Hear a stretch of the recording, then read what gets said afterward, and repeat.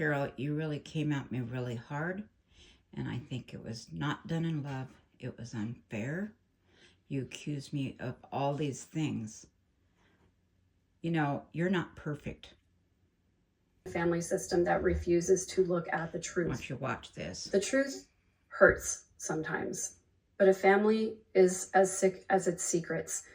And as long as there are still secrets in the family system, you don't know the communicating whole isn't story going to fix of it. what went on. The only thing that does fix it is when individual members of the family start to look at their own flaws, their own faults, and their own weaknesses. Look at your own flaws. It happens when individual members of the family start to heal their own emotional wounds. Your own stuff. It happens when individuals of the family put truth above loyalty, and when people are willing to confront their own fear, guilt, and shame.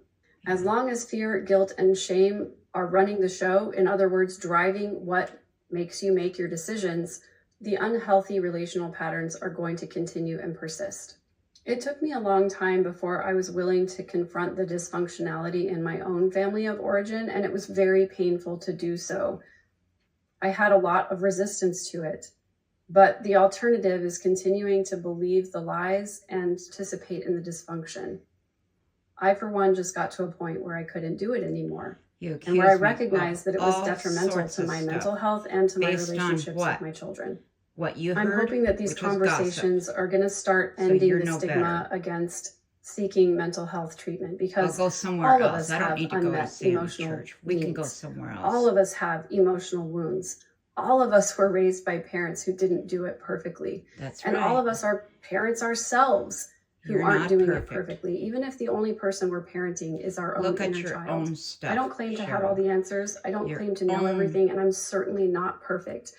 I've been very open about my flaws and my shortcomings and my struggles throughout this family saga.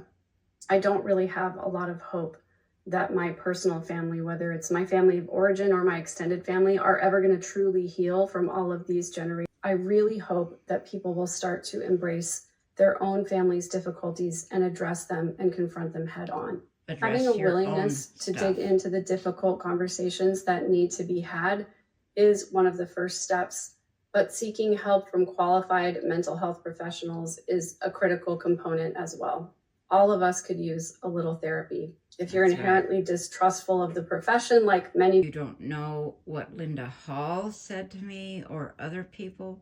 You don't know what Larry and I saw and how much we try to help you. You're getting her interpretation, and that's wrong. And I think it's wrong the way you came at me. But you know what? I'm done. I don't need to do this anymore. I don't need to go to Sandy Church. I don't need to be hurt anymore. You have no idea what I suffer and my husband are suffering from. You try living with fibromyalgia for 40 years.